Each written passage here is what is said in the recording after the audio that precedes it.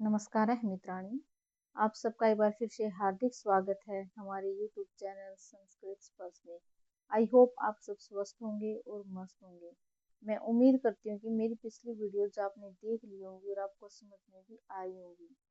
देखिए, जब तक चंडीगढ़ का आपका नोटिफिकेशन नहीं आ जाता है तब तक हम अपना जो ग्रामर वाला पोर्शन है वो हम कंप्लीट करके रख लेते हैं, क्योंकि एक ग्रामर वाला ऐसा पोर्शन है जो सब में कॉमन होता है भाई। ठीक है, चाहे वो D++ हो या फिर KVS हो या फिर NVS हो, EMRS हो, एस्टेट हो, TGT PGT कुछ भी हो जाए। ठीक है भाई, तो हम अपना ग्रामर का पोर्शन कंप्लीट करके रख लेते हैं और जो नोटिफिकेशन है आने के बाद जो आपका लिटरेचर वाला है वो हम बाद में हम कर लेंगे। ठीक है, लेकिन देखिए, चंडीगढ़ में जो आपकी NCERT की बुक्स हैं वो भी मोस्ट इम्पोर्टेंट है भाई। ठीक है, तो आपका ज़्यादा टाइम वेस्ट न करते हुए हम अपनी आज की सीरीज को आगे करते हैं। देखिए, हमने स्टार्ट की हुई थी आपके कारक। ठीक है, चतुर्थी विभक्ति तक हमने कर लिया था। आज हम कर लेंगे अपनी पंचमी विभक्ति और षष्ठी विभक्ति। ठीक है, देखिए, पंचमी विभक्ति अपादान कारक। अपादान संख्या सूत्र कौन सा है? एग्जाम में पूछेगा कि अपादान संज्ञा सूत्र कौन सा है। आपको ये भी पढ़ा हुआ लगेगा और ये भी पढ़ा हुआ लगेगा। ठीक है, ये जो छोटी छोटी बात है जैसे संज्ञा सूत्र है, विभक्ति या वीति सूत्र है, इनको ध्यान रखना है आपको, क्योंकि एग्जाम में सब कुछ एक बराबर लगता है। हम देखेंगे कि ध्रुवम अपाय अपादान ये भी पढ़ा था मैंने, अपादान पंचमी ये भी पढ़ा था मैंने। ठीक है, तो अपादान संज्ञा सूत्र कौन सा है आपका? ध्रुवम अपाय अपादानम। ठीक है, ध्रुवम यानी कि जो आपकी निश्चित दूरी होती है, अवधिभूत होता है, और अपाय यानी कि अलग होना। ठीक है, अपाय यानी कि अलग होना और ध्रुवम यानी कि जो आपकी निश्चित होती है, यानी कि जब किसी निश्चित दूरी से कोई व्यक्ति या वस्तु का अलग होता है तो वहां पे उस दूरी की आपकी क्या होती है? आपकी अपादान संख्या होती है। अपादान संख्या कहाँ पे होती है? आपकी ध्रुवम में। ठीक है, क्लियर यहाँ तक? अपादानी पंचमी यानी कि अपादानी पंचमी यानी कि अपादान में आपकी पंचमी विभक्ति लगती है। जैसे वृक्ष से पत्ते गिरते हैं, वृक्षात पत्राणि पतंती। वृक्ष क्या है आपका? ध्रुव है भाई, एक जगह स्थिर है, वृक्ष से पत्ते गिर रहे हैं ना। ठीक है, तो वृक्षात पत्राणि पतंती। वह दौड़ते हुए घोड़े से गिरा। सह धावतो अस्वात अपतत। ठीक है, वह दौड़ते हुए घोड़े से गिरा। मोहन पर्वत से कूदता है, मोहन पर्वतात कूदती। ठीक है, यानी कि अपादान में आपकी कौन सी विभक्ति होती है? आपकी पांचवी विभक्ति आपकी होती है।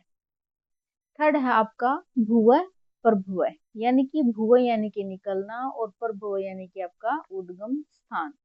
यानी कि जिस किसी निश्चित उद्गम स्थान से कोई वस्तु प्रवाहित होती है तो उस उद्गम स्थान की क्या होती है? आपकी अपादान संज्ञा होती है और उसमें कौन सी विभक्ति लगती है? पंचमी विभक्ति लगती है। जैसे हिमालय से गंगा निकलती है, हिमालयात गंगा प्रभवती। सैनिक के शरीर से रक्त बहता है, सैनिक से शरीरात रक्तम बहती। ठीक है, भुवा प्रभव में भी आपकी कौन सी विभक्ति लगती है? आपकी पांचवी।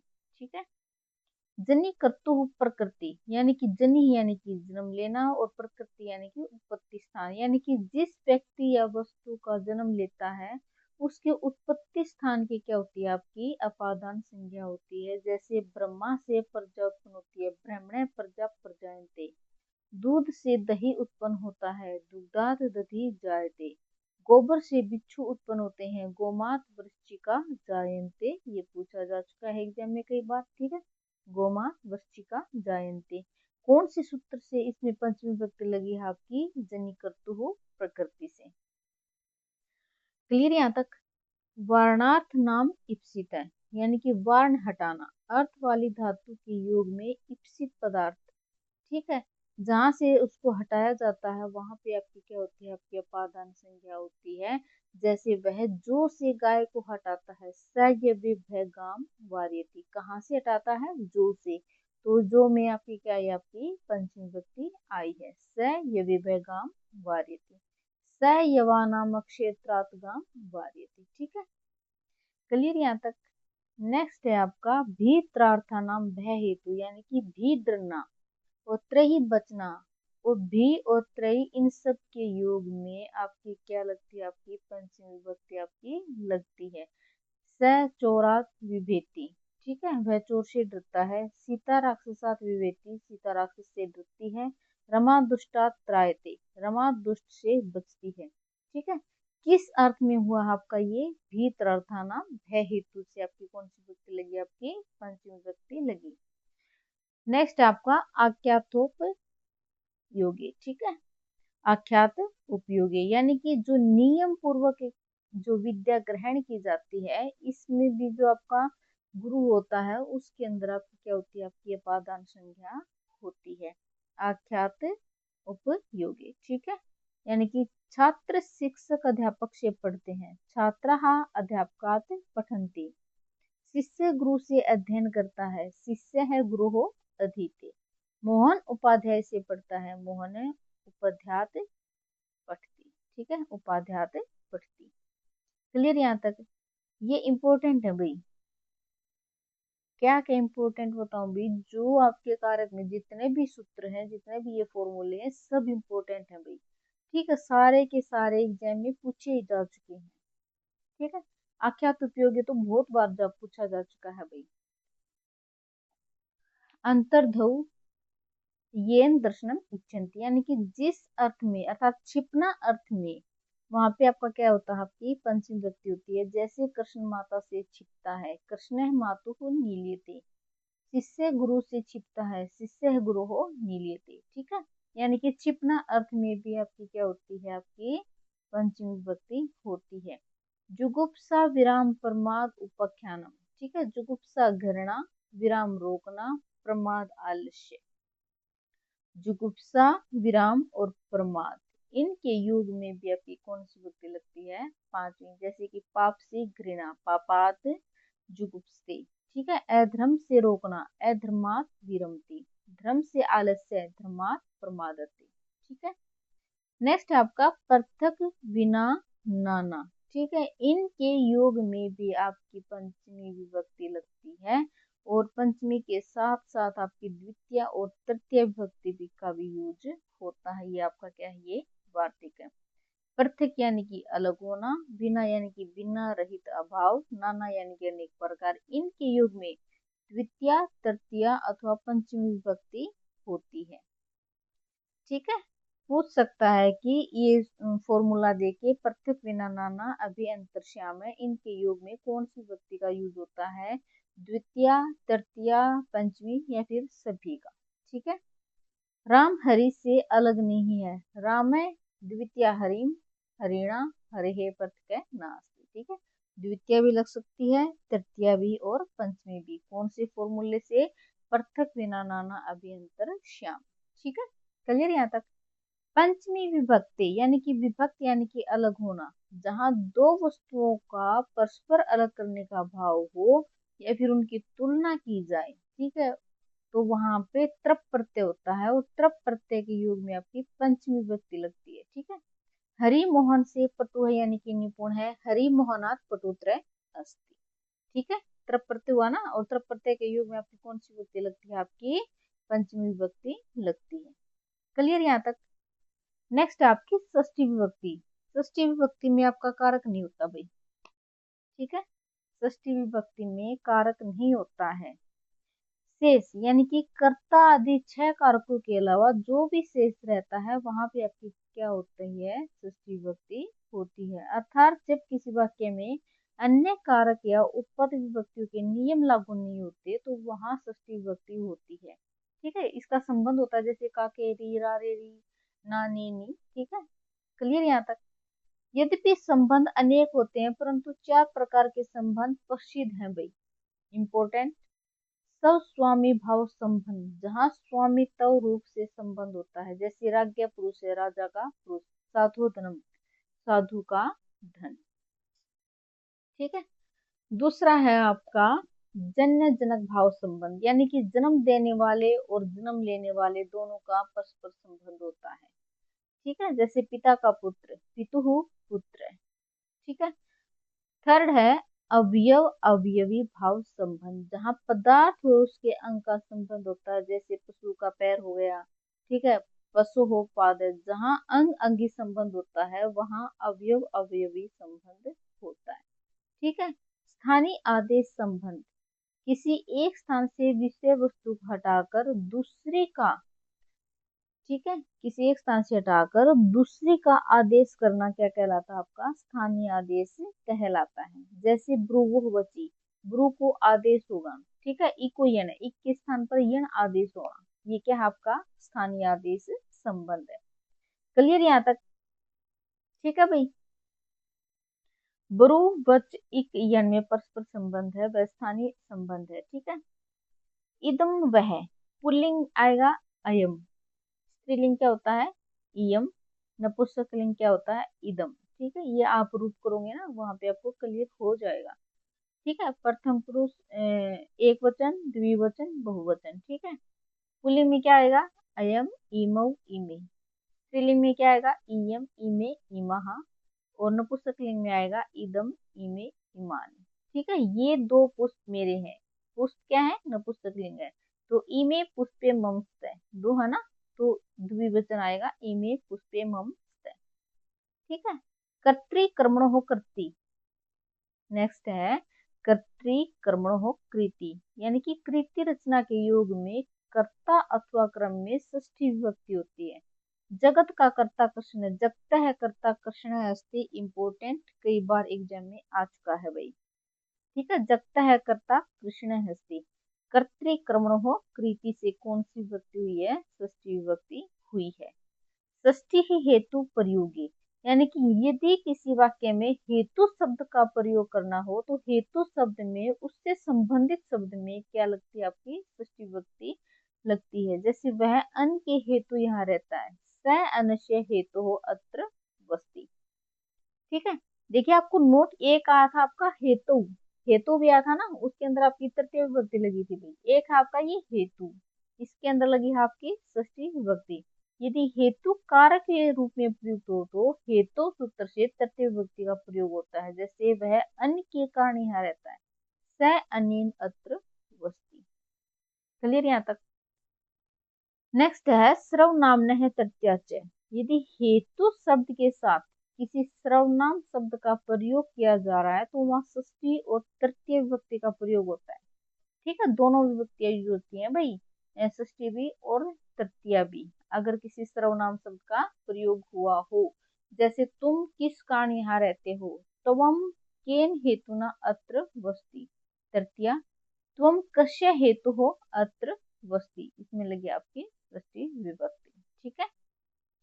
निमित्त पर्याय प्रयोगी सवासाम प्राय दर्शनम। ठीक है। यदि वाक्य में निमित्त शब्द का प्रयोग किया जा रहा हो तो साथ में जुड़े हुए शब्द में प्राय सभी विभक्तियां होती हैं भाई, सारी की सारी विभक्तियां, द्वितीय, तृतीय, चतुर्थी, पंचमी, षष्ठी। ठीक है। क्लियर यहाँ तक? निमित्त पर्याय प्रयोगे सर्वासाम प्राय दर्शन। ठीक है।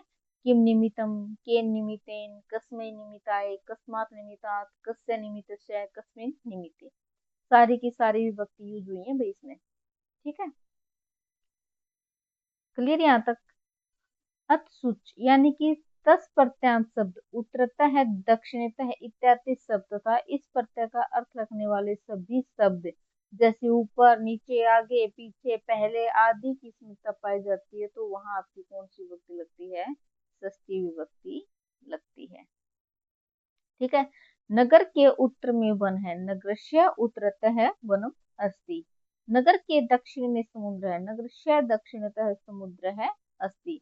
नगर के पहले पर्वत है, ग्रामस्य पुरः पर्वत है अस्ति, गांव के पहले पर्वत है। ठीक है भाई।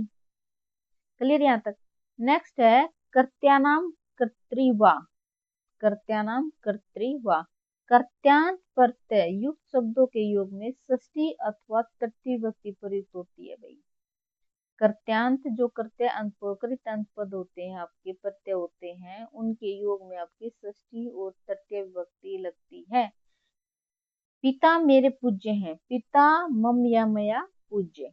कृष्ण को वज्र यानी कि बाड़े से गाय ले जानी चाहिए, कृष्णस्य कृष्ण ब्रजम गाव है नेतव्य। ठीक है। नोट क्या याद रखना आपको, यदि क्रियापद के स्थान पर कृदंत प्रत्यय का प्रयुक्त हो तो कर्ता में सूत्र से षष्ठी अथवा तृतीय विभक्ति यूज होती है। ठीक है, चलिए देखिए भाई, ये जो जिस जिसमें तृतीया है, षष्ठी है, पंचमी है, ये फॉर्मूले याद रखना भाई, क्योंकि एग्जाम में कई बार पूछे जा चुके हैं कि कौन से सूत्र से इसमें कौन सी विभक्ति लगती है। हम जो एक एक है, जैसे द्वितीया लगी है, पंचमी लगी है, इनके तो फॉर्मूले हम याद कर लेते हैं, लेकिन इनमें हम अपना डाउट रहता है भाई। ठीक है, और यहाँ पे हमारे क्वेश्चन गलत हो जाते हैं भाई।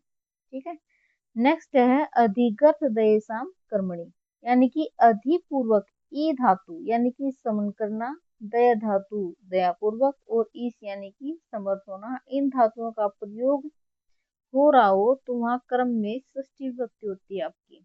वह माता को याद करता है, स मातु स्मृति। राम की दया है, रामस्य दया मान है। स्वामी समर्थ है, स्वामी न है ईश मान है। ठीक है, अगर इसको हम दुख पूर्वक याद करते हैं ना, दुख पूर्वक याद करते हैं तो कर्म युग कार्य में आपकी द्वितीय विभक्ति लगेगी भाई। मैं पाठ याद करता हूँ, अहम पाठम संभ्राम। ठीक है, नेक्स्ट आपका षष्ठी च अनाद्रे। ठीक है, जो जहाँ पे अनाद्र की अधिकता होती है, ठीक है, वहां पे जिसकी क्रिया में दूसरी क्रिया लक्षित होती है तो वहां पे षष्ठी और सप्तमी दोनों विभक्ति आपकी लगती है। षष्ठी च अनाद्रे में षष्ठी और सप्तमी दोनों विभक्तियां यूज होती हैं। जैसे रोते हुए बालक को छोड़कर माता बाहर गई, रुदता है या रुदती शिशु माता बहिर्गच्छ। ठीक है, रोते हुए को छोड़कर सन्यासी बन गया, रुदता है या रुदती प्रावर्जित है। क्लियर भाई यहाँ तक। नेक्स्ट है यतश्च निर्धारणम। यतश्च निर्धारण यानी कि ज्यादा में से किसी एक का चयन करना हो तो वहां पे षष्ठी या सप्तमी विभक्ति यूज होती है। जैसे कोई जाति है, गुण है, क्रिया है, संज्ञा है, उनका समुदाय का एक भाग है, उसमें से हमें एक को चूज करना है तो वहां पे षष्ठी या सप्तमी विभक्ति आपकी लगेगी।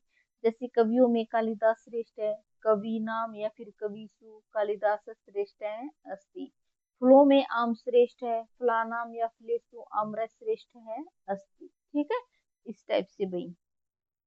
नेक्स्ट आपकी सप्तमी विभक्ति, कौन सी? सप्तमी विभक्ति आधारो अधिकरणम, यानी कि आधार की अधिकरण संख्या होती है, और अधिकरण के तीन भेद होते हैं मोस्ट इंपोर्टेंट। औपश्लेषिक आधार, यानी कि एक होता है आपका पर कि जिसके ऊपर हम बैठे हैं, एक होता है मी जिसके अंदर है, ठीक है, और एक होता है अभिव्यापक यानी कि पूरी तरह से उसी के अंदर समाहित होना आपका।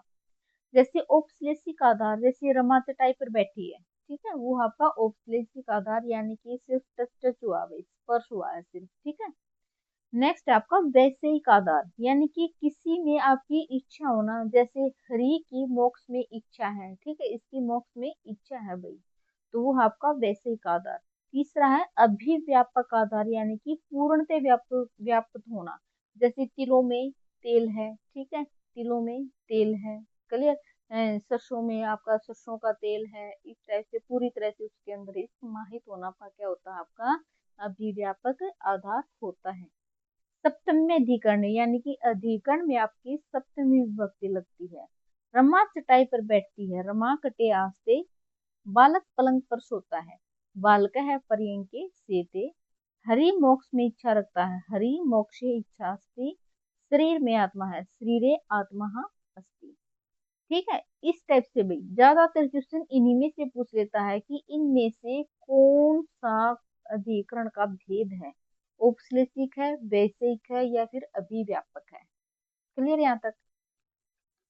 नेक्स्ट है ये भावेन भाव लक्षणम, यानी कि जिस किसी क्रिया का बोध करवाने के लिए दूसरी क्रिया का सहारा लिया जाता है, ठीक है, तो वहां पे क्या होता है आपकी सप्तमी विभक्ति होती है। जैसे सूर्य के उगने पर कमल खिलते हैं, सूर्य उदिते कमलानि विकसंति।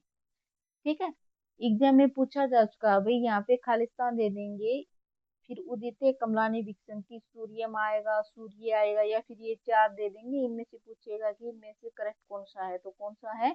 सूर्य उदिते कमलानि विकसंति। रमा के वन जाने पर दशरथ ने राम के वन जाने पर दशरथ ने प्राण त्यागे, रामे वनम गते दशरथ प्राणान ऐत्यजत। यानी कि किसी एक क्रिया का बोध करवाने के लिए दूसरी क्रिया का सहारा लिया जाए, ठीक है, तो उस के में आपकी सप्तमी विभक्ति आपकी लगती है। साधु है साधु परयोगी, यानी कि साधु अच्छा और असाधु बुरा, इनके योग में भी आपकी सप्तमी विभक्ति लगती है। कृष्ण माता के लिए अच्छा है और मामा के लिए बुरा है। कृष्ण है मातृ साधु, मातुल्य है असाधु। ठीक है। निमित्तात् कर्मयोगी, ठीक है, जब किसी निमित्त उद्देश्य के लिए कोई कार्य किया जाता है तो उस उद्देश्यवाचक शब्द में आपकी सप्तमी विभक्ति लगती है। निमित्तात् कर्मयोगी, जैसे चर्मणि द्विपिनम हरति, मोस्ट इंपोर्टेंट भाई, चर्मणि द्विपिनम हंति, यानी कि चमड़े के लिए बाघ को मारता है। दंतो हंति कुंजरम, यानी कि हाथी को दांतों के लिए मारता है। ठीक है, दांतों को हाथी के लिए मारता है, सॉरी भाई, दांतों के लिए हाथी को मारता है।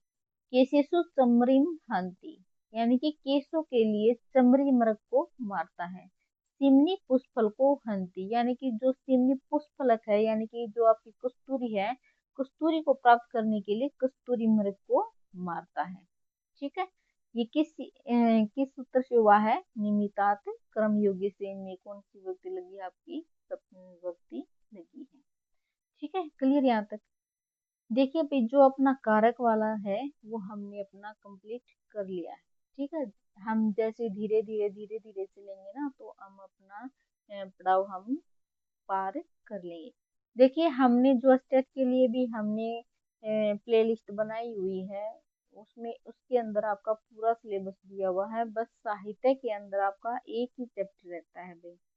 ठीक है, सुनने में आ रहा है कि एस्टेट आपका नवंबर में फिर बताया जा रहा है। अगर किसी को तैयारी करनी है तो प्लीज मेरे चैनल को लाइक शेयर और सब्सक्राइब जरूर कर दीजिए।